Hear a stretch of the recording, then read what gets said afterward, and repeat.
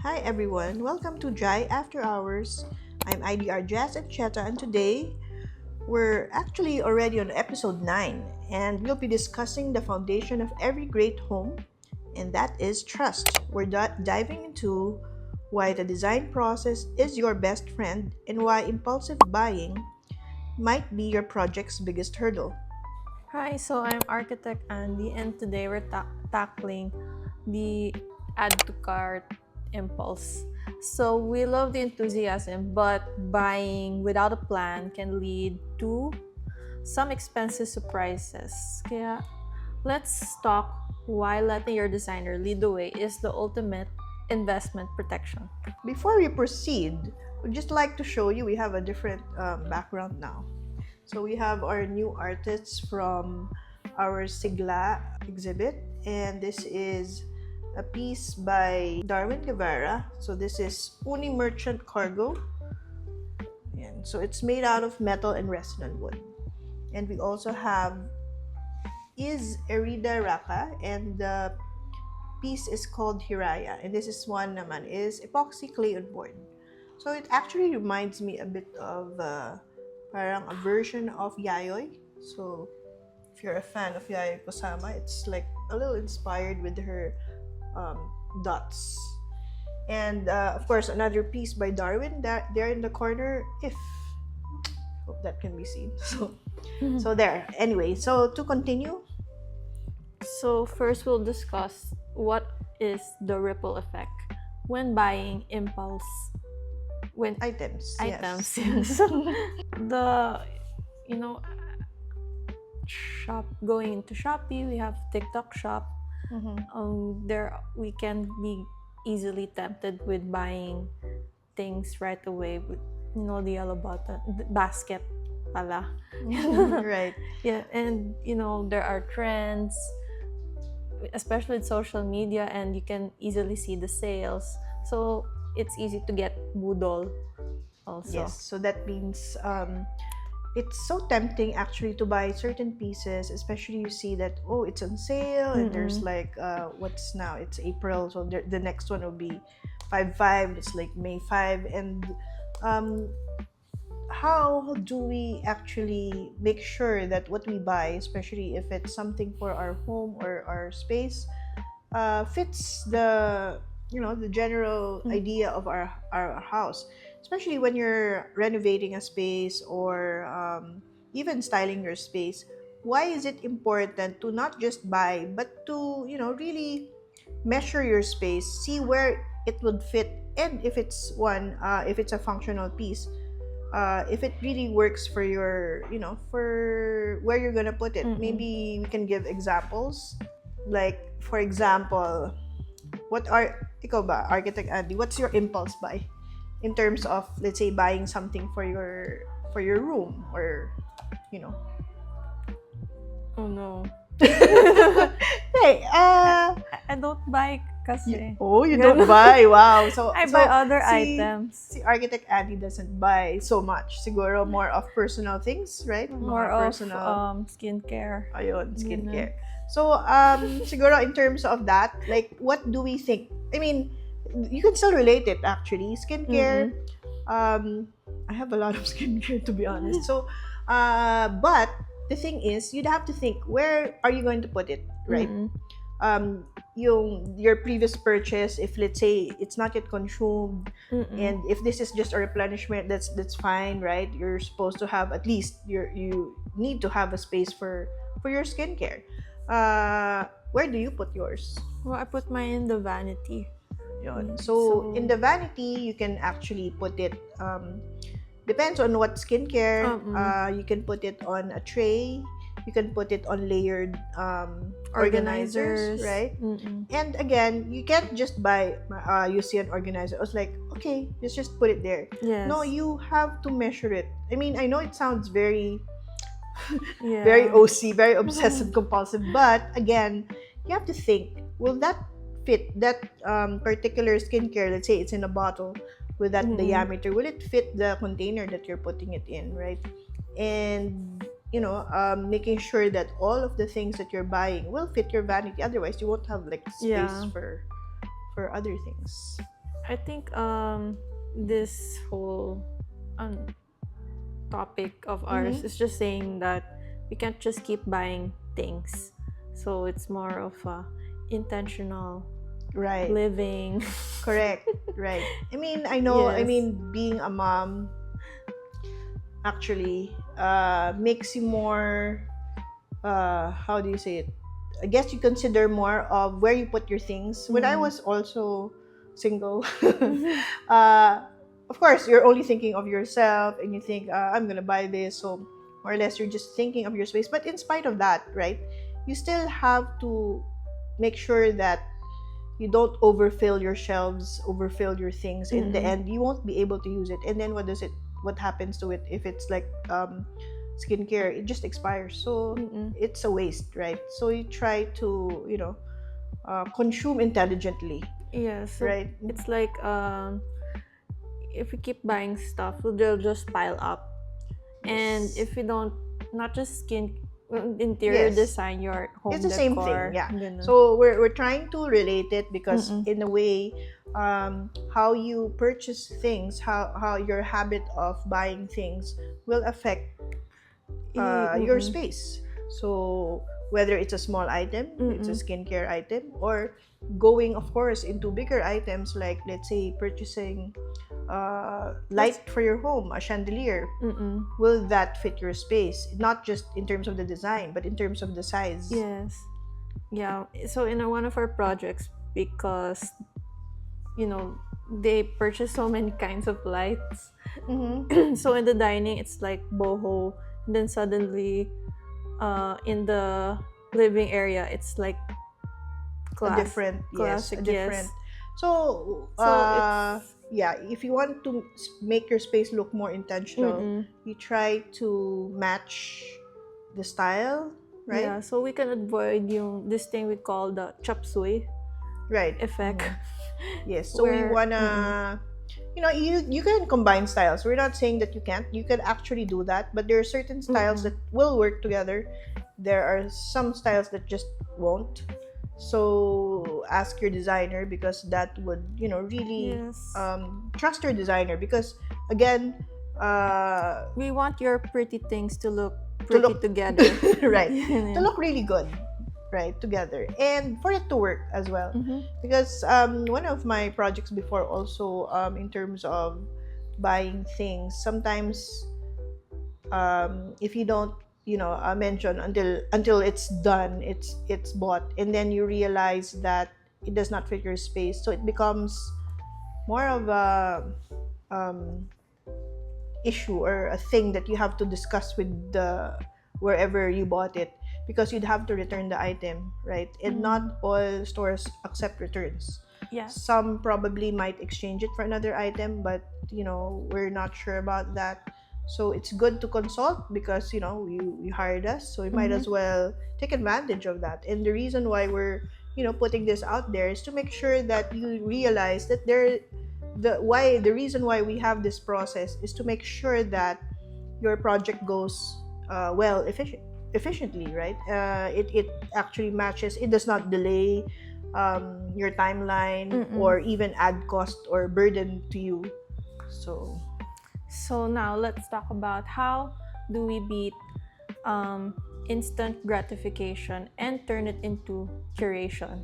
So we have these set of questions where we, when buying, you have like a guide. Yes, Yes, we have basically. a guide. So first question is, will it look good in 5 to 10 years? So we're talking about timeliness. Yes, timelessness. Right. Yeah, so why? Because trends, while they are, of course, they're trendy, so Yes. they would look good. But you think about it, would you still like this particular item in 5 years time or in 10 years time? Will it still fit your space? Right? That's one of the things you can consider. So next, trend longevity. Is it a passing trend or does it have staying power? Yes, so there are some trends. Let me see what that actually would probably last longer than what you would think. So one of the trends that I'm thinking maybe, I'm of course I cannot predict because you cannot predict the future, right? But maybe one of the things that might stay longer than usual is actually it comes back time and again are subway tiles. Yeah. Um, it's actually not just subway tiles. It's like smaller tiles. It gets smaller. They have like patterns. They call it. Oh, what do they call it? I forgot. Is it mosaic Pencil. Yeah. tiles? Well, there's mosaic tiles Okay. also, but there's small thin ones, and there's a lot of Kit Kat tiles. Kit Kat tiles. tiles. Yes, that's it. Sorry, my brain's not working. So anyway, so I think you don't. I think if you buy something that's trendy in a way and you still want to use it, you don't have to use it in all your spaces. Only probably in certain areas, so that come a decade from now or even 5 years from now, it would still be relevant to you, and you wouldn't think that, hey, why did I do this? It might be, not. It might not look good for you in 5 years, or you might, I don't know, want to change it, Yeah. diba, after a certain time. So there. Or does it even last long? I think that's another Yes, question. actually, that's true. In one of the considerations you should think is durability, because if it's something that's disposable, right? No. Don't keep Maybe it. yeah, maybe not. Okay, so next, does it genuinely fit the client's personal story and daily lifestyle? So it's about, is it you? Very Right. Mm. Does it, because it might be trendy, but It's not do you something. read? Is it something like when people see it, or not necessarily when people see it, but when they think of you, when other people think of how you are, how your personality is, or how your style is, does that look like you, or is it just passing fad, right? Yep. So next, does it physically function well in the space in terms of ergonomics, maintenance, and size? So, meaning ergonomics. Give us an Ergonomics is example. like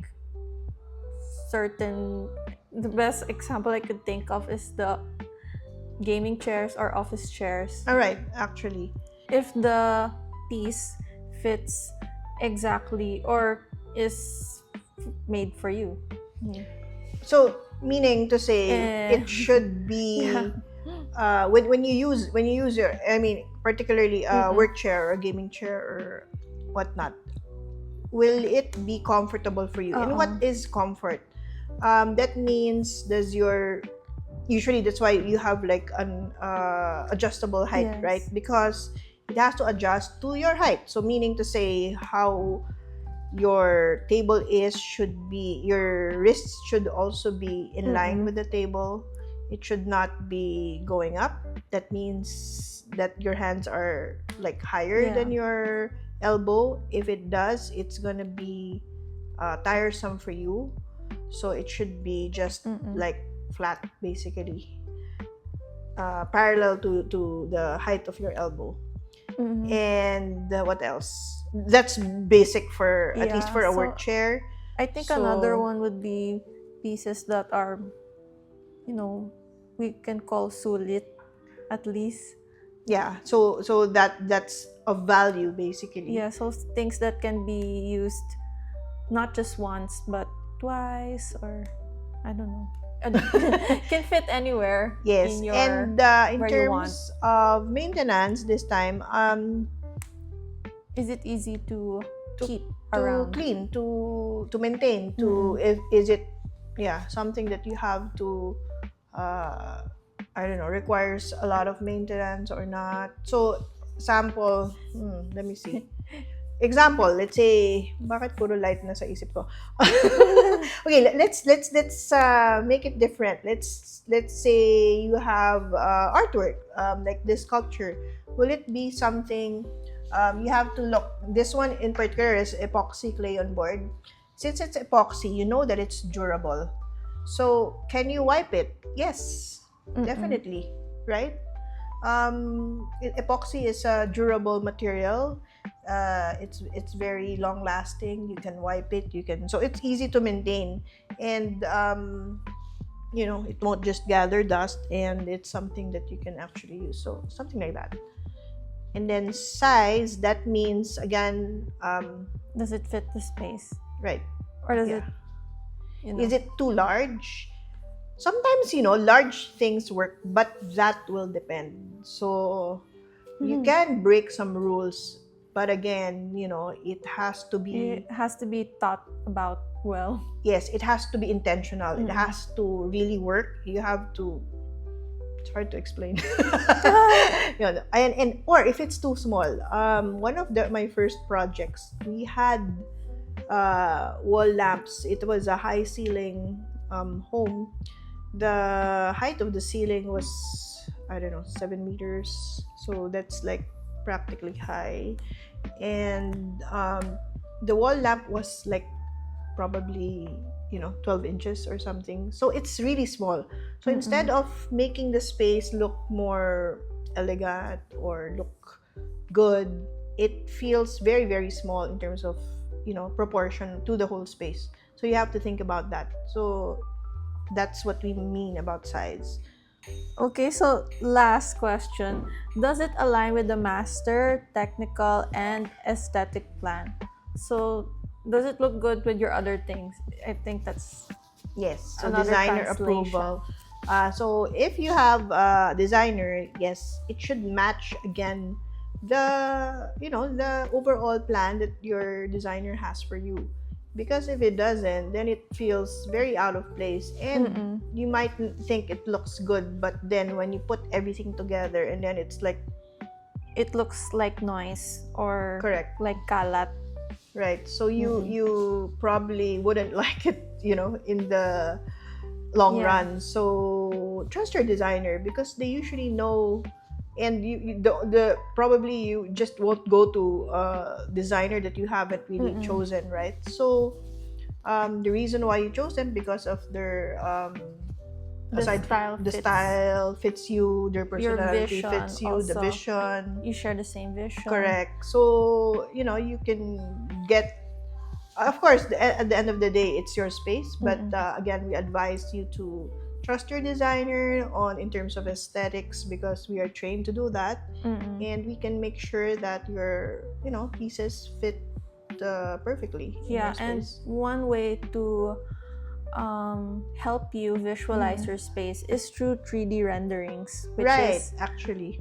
a visual representation of what your space would look like, reflecting, of course, your items. Yes, and we usually put things together in a mood board. So let's say you're doing something, a home project that you're DIYing, and you want to put things together, and you're not sure how it will work together. You can actually take photos of what you have, and also what area you're putting it on, and then like put it all together in a mood board, in one board, and see if it works together. If it doesn't, then you have an idea. That's kind of how we go about it. Okay, so next topic is why is the designer, and how does the designer become a shield in this kind of situation? So one way that I think the designer acts as a shield in purchasing items, so that you won't have any regrets, Right. or you will have less regrets later.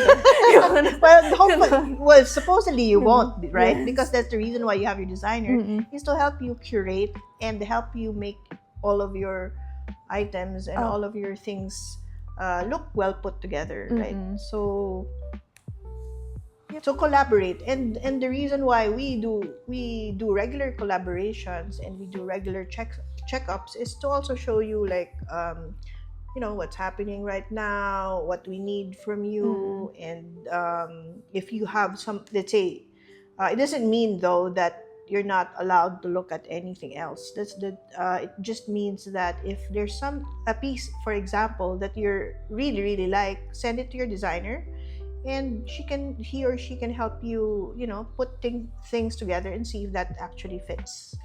And take a photo, get the dimensions, right? See, so that you can see if it fits the space. Okay. So anything else you would like to add? Oh, that was actually short. So I guess another way that what we do is we have this type, not exactly a spoken rule, but it's a send. The client sends a photo and then asks, does this look okay? Right. Yeah. So yeah, just to ensure na it does look good in your your chairs go with your dining tables, Right. or your bed goes with the side tables of your bed go well together, so that also we can, apart from the style, we can check also the sizes, The if sizes. it fits together. So usually that's part of our scope, meaning to say, let's say we're choosing furniture and then giving you options as well, and then so you can see what goes well together. So give you like different options, and we put it together, then you can just see like, okay, what looks best for you, right? Yeah, sometimes we can also say you can just buy this later, right? Like it might not work at that moment. So normally also, like for example, if you go now, let's say you go into smaller pieces, let's say we're done with furnishings and with furniture and everything, so we go with accessories. So normally that's where you get to, probably a lot of our clients actually have either existing pieces that they want incorporated, or like collections that they want to have displayed. So we can help you how to display them, or store them in case. So I think that's it. That's it for this episode. So yeah, that's it for this episode, and I hope you understood. We'll give you some examples as well on some of our mood boards to see like how we go about it, and why things take time. It just means that getting to your end, your final project, means going to various steps. So we don't just want to get something out of the blue and put it all together. We source from different suppliers to make sure things work together, because we do want to have a really aesthetic and of course functional space. That doesn't mean just going to one supplier and then looking like a showroom, right? So you want it to be more curated, more like you, because we don't choose for us, we choose for you on how your lifestyle is, how your aesthetic is, and we want everything to work all together, so that when you use your space, you'll definitely feel that. At the end of the day, the design process exists to give you peace of mind. When you trust the vision, you aren't just buying furniture, you're creating a sanctuary that truly works for your life. I agree. Come visit us in our the Monarch Pop-up while we're here. It's just in Molito, near Uma. Yes, and see our new exhibit, our new artwork. We have a lot of sculpture and paintings, and we also have secondary artwork from Buenaventura, Angelito, Antonio, and other pieces that you'd probably like to see in your home. And we have a lot of actually very interesting pieces here now, and I'm excited to share them with you. So come visit us, and don't forget to subscribe and follow us on Instagram, Facebook, TikTok, YouTube, and Spotify. And thanks for joining us, and we'll see you again next time.